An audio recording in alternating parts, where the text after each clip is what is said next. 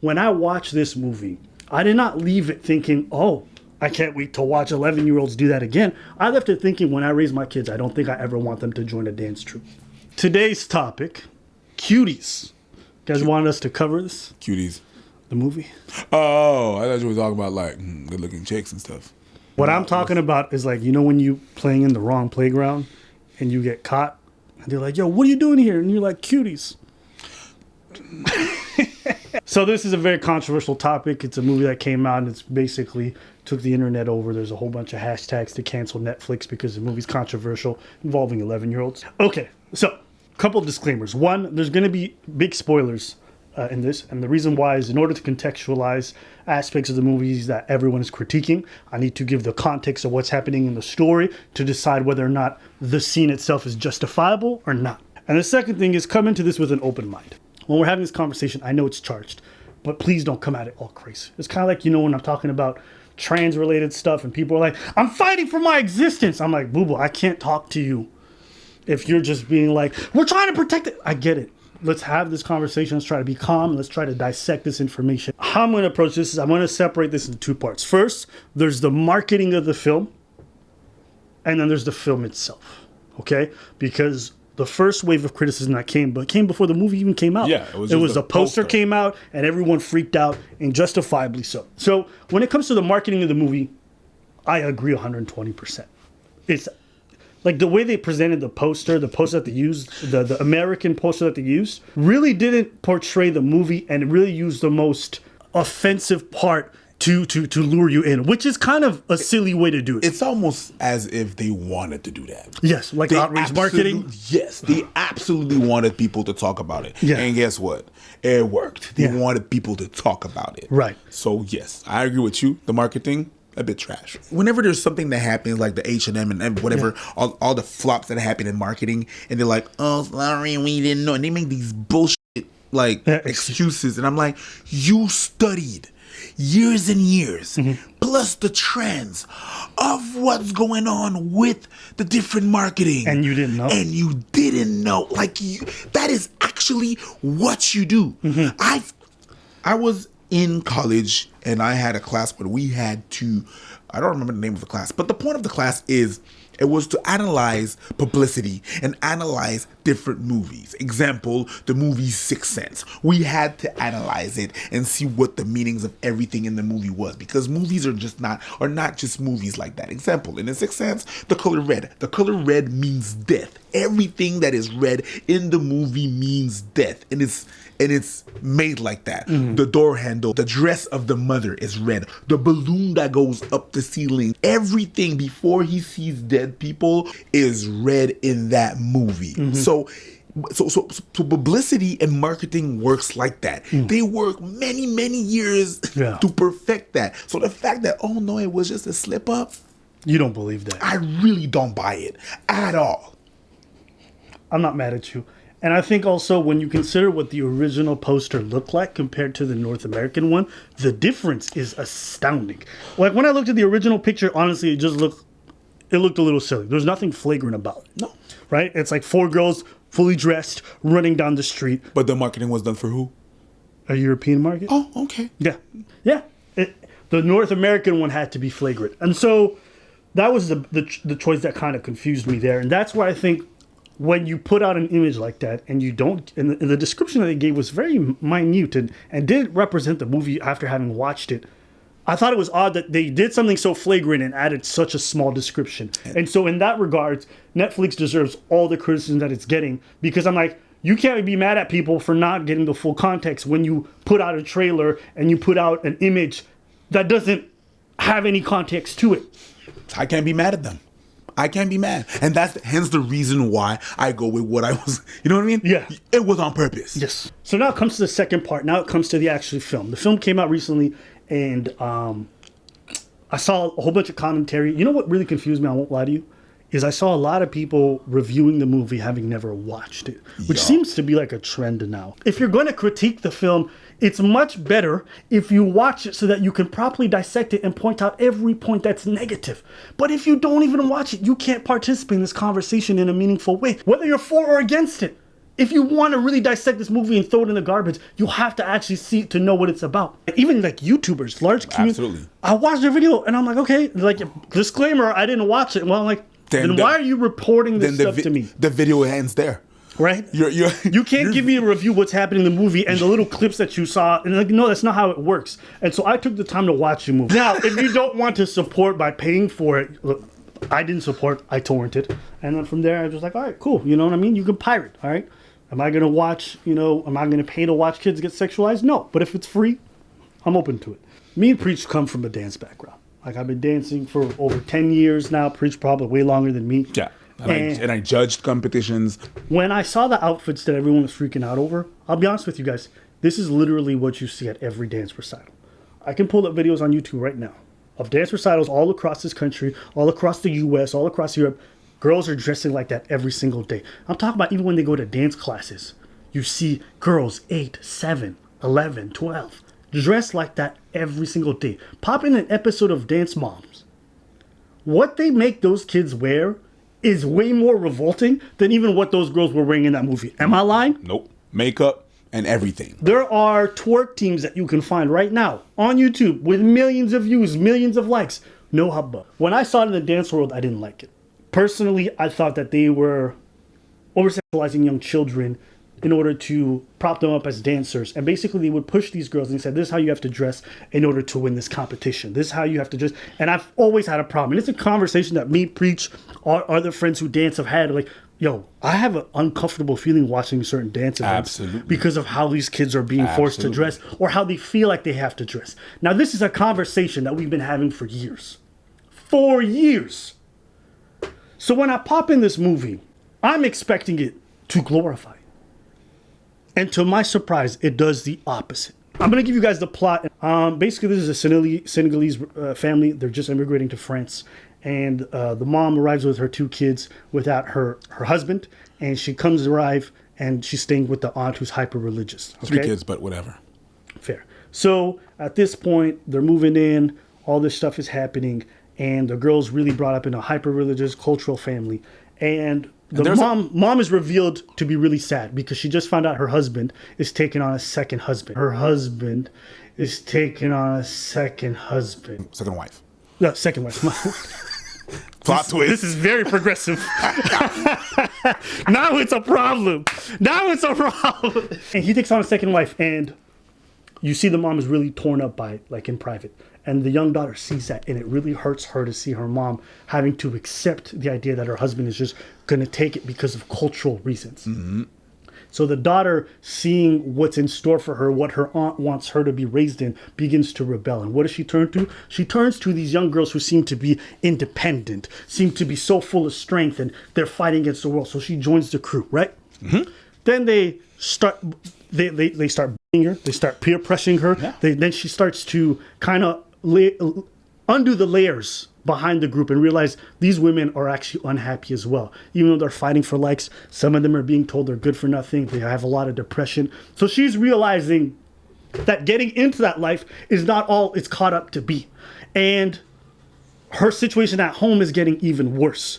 But she dives deeper into this stuff and she starts to try to use sexualizations as a means to get things because she wants to escape her reality so bad. And for a lot of young girls, that's what happened. Listen, it happened to me as a boy. Bruh.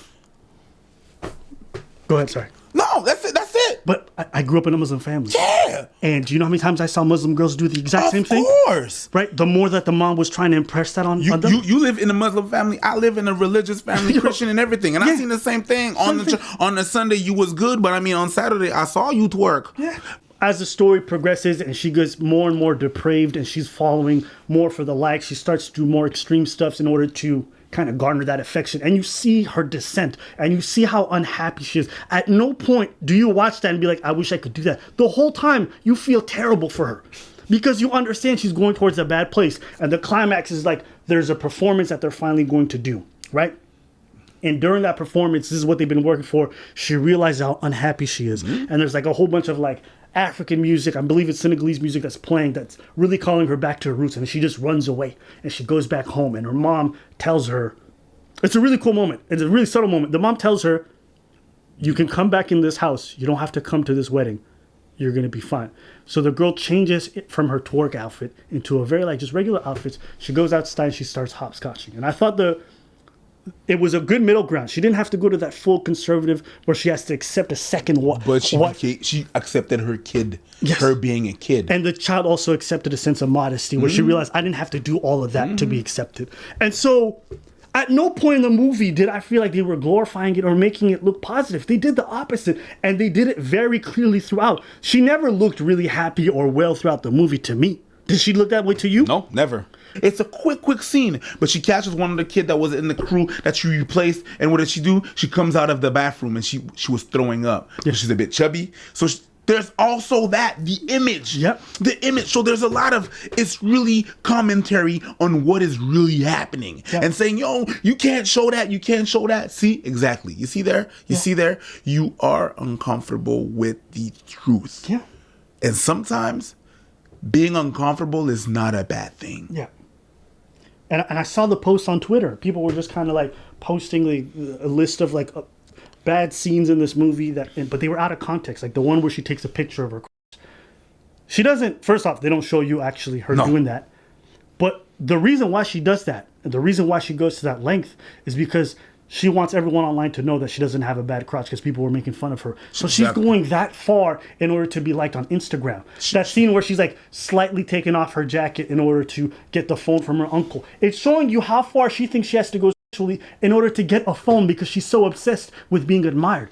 And at no point do I think, oh, this is great. You're sitting there being like, this is a terrible story. It's tragic. The worst part for me about the poster is that they use the outfits which revolve around the scene when the girl has like her moment of catharsis where she realized what she's doing is wrong and she decides she doesn't want to do this kind of dance anymore, and she goes back home and she chooses a life of more modesty instead of that.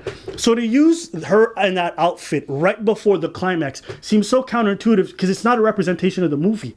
The thing that happened is that people have to understand there's a lot of scenes in the movie that are uncomfortable. And sometimes you have to be. That's what we call a critique of. In order to critique something or to make a commentary of something, I have to put it in your face and show you what I'm critiquing. Or else, what am I critiquing? What am I showing you? I can't show you the example if I don't have the example itself. Right. It's hard to give people an idea of how bad the cartel war is if I don't show you Pablo Escobar cutting the dude's head off. If I don't show you him feeding a body to animals. If I don't show you kids being shot for not being a good lookout. If I don't show you the depravity of that event, then you won't understand how you're supposed to feel about it when you watch it. In that same token, when I watch this movie, I did not leave it thinking, oh, I can't wait to watch 11-year-olds do that again. I left it thinking, when I raise my kids, I don't think I ever want them to join a dance troupe. The movie is not the problem. The problem is all the things that they talk about in the movie. Yes. The girl wanting to be accepted, the girls in the social media, wanting to be liked. There's all these problems. There's a lot of times in this movie that just girls not being the cool person or people not being the cool person and wanted to identify with the cool crowd and doing almost anything they can, and it's kids, and it happened. The problem is not in the movie. The problem is in actual reality. Yeah. And it's depicting that, oh no, I see what the problem is. You know what the problem is and why people were mad? Because in Hollywood, whenever they want to depict a 16-year-old or a 15 or 13-year-old, they have 30-year-old playing them. Whenever you see American Pie, all these kids are supposed to be not even in college. They're supposed to be in high school. But you see a kid a pie, but because you see an adult, you think it's okay. But if you look at the story, that's not okay. And it doesn't have the same impact when you have an older person, because when I'm looking at this 11-year-old and I'm seeing what she's doing in order to get likes, it's showing me the lengths that young children have to go. And I'm seeing an innocent child having to go to these lengths. It hits you harder. Yeah. I remember watching Beasts of No Nation, and there's a scene where Idris Elba takes one of the child soldiers and says, "Come to my room." And basically, he's going to get one of the child soldiers that he just used to massacre a village to basically give him some top. And the scene is slowly built up. You don't see anything explicitly, but you understand what he's going to do to that child. But if it hadn't been a child, the scene would have had no impact. Absolutely. And so when people say you can't use a kid in that kind of context. You have to understand, one, the kid is acting. Two, nothing is explicitly shown for the most part. And three, if you don't have a child there, the scene is meaningless. And when I'm watching Narcos, there has to be kids on the lookout because kids are the only ones who can go there and be seen in public and nobody bats an eye. They're perfect. Look, it has to be them. People very liking it is not going to be the determining factor of whether or not a movie should exist. To me, that's a really backwards way. You could probably find violent criminals who are going to like violent movies. Scarface, Mafia, whatever. Does that mean that we should get rid of those movies because you think it appeals to them? You know, to me, it's not good. It's not a good train of thought. I understand we want to protect children, and I think that is a very important conversation to have. But you don't create a better society for children by killing the importance of context. The amount of people who reply to this story or to this movie or critique the scenes without the context, to me, did something that was so disingenuous and rash. You're setting up a society where we don't look at the full story before we react to things. Do you want to raise your kid in that? We already see how bad that's doing when it comes to the news cycle, when it comes to politics, when it comes to so many things. We're killing context every single day. And even if it's for a good cause, it's still a very dangerous, slippery slope to go down. To all the YouTubers who made all these reviews of this movie without watching it in full, your job as a commentary channel is to actually do the work that your audience won't. So to me, it's very lazy on your part for you to just sit there. YouTubers actually like and who do good content. We're so lazy with the response to this movie. I'm not here to try to have an edgy opinion. No. I was ready to hate it. Yeah, I was like, oh yeah, we going in on this? You want me to watch it? You want me to watch it? I'll watch it. It's a slam dunk. And then I watch it. I'm like, but I can't lie to you guys. I can't sit here and not tell you what I'm actually thinking when I'm watching. I'm like, even though I don't like this movie, this is clearly not what you guys are claiming it is. I think it's I thought it was a good movie. Yeah. I'm gonna tell you like that because it depicts reality. It's an 11-year-old, and they look 11, and that's cringy. On the point that by using young children in order to do these roles, they are inherently doing that which they are trying to argue against. I would say this. One can be for a peaceful world and still understand that sometimes war is necessary. In that same token, these young girls participate in a project which they felt really told a story that fought against something that they have to deal with every day. And sometimes portraying that may be the best way to visually show everyone that this is wrong. I think this movie does a better job of displaying why these things are bad than saying, oh, this is exploitation. And I think you cannot really showcase just how bad it is and to what degree these young ladies go through it without having young ladies actually playing those roles. I know you'd like to believe that older actors can do it, but just like in Beasts of No Nation, you really have to have young kids who look like they have full of innocence doing these actions to realize how bad it was. It's dumb. I understand people didn't want to watch it because what they'd seen before was so polarizing and looked so bad that you probably didn't want to give this movie a chance or to even look into it. But I can't understand. But I can't judge it if I didn't watch it. Fair. That's it. I probably just wouldn't have commented on the movie personally. Let's have that discussion about the over-sexualization of young children. Let's have that conversation. It's worth having. In having that conversation, let's not just be reactive and throw everything under the bus. This kind of hyper-protective society that we're trying to create has made it so that men feel uncomfortable around young children. I don't even want to be around a kid because people go so crazy at it. Do you know how many times I've received the topic, why won't they allow males at daycares? And so many women just post, I would never leave my kid at a daycare where a man is present. This is the kind of society that we fostered where we are so hyper vigilant that everything seems like a threat to kids. And while I know we have to do a better job of protecting kids and it's necessary, we also have to be careful that there may be a cost to this. And can we just talk about it? Instead of being like, hey, you know what, I'm outraged, let's cancel. Yeah. Instead of doing that, you don't want to have a conversation about any of the problems that was depicted in the movie. And that's what I have a problem with. You let us know what you think because we want to hear your perspective. And if you haven't seen the movie, maybe you check it out. Or don't.